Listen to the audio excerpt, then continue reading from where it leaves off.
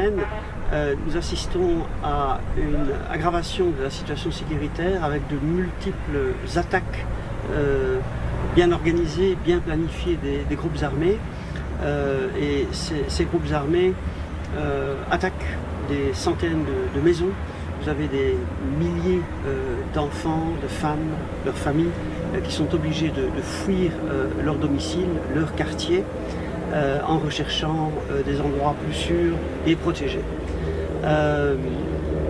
Nous assistons également à de multiples attaques contre différents ministères, institutions de l'État, ministère de l'Éducation, l'Institut du bien-être social, attaques contre le port, attaques contre l'aéroport, et la police essaye de parer à toutes ces multiples attaques, mais a des difficultés pour assurer réellement une protection et une sécurité de la population ici à Port-au-Prince.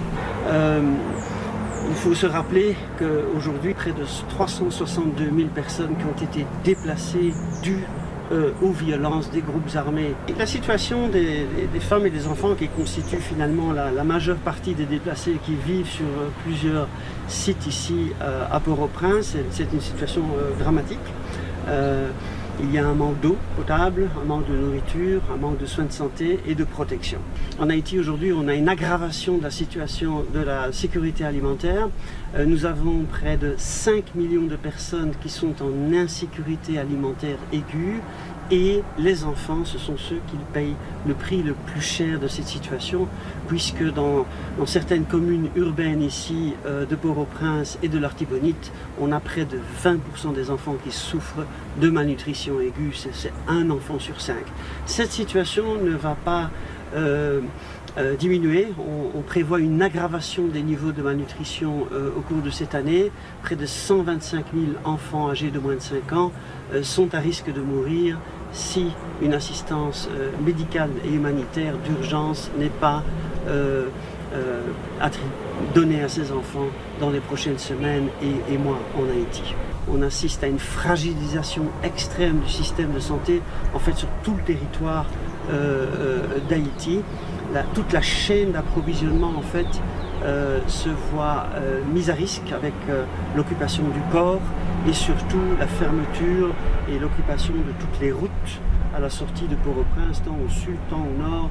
On a énormément de difficultés pour faire parvenir des commodités essentielles aux enfants sur toute l'étendue du territoire.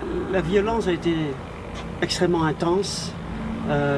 Et beaucoup de personnel médical des hôpitaux ont dû fuir des hôpitaux. Certains hôpitaux ont été pillés également.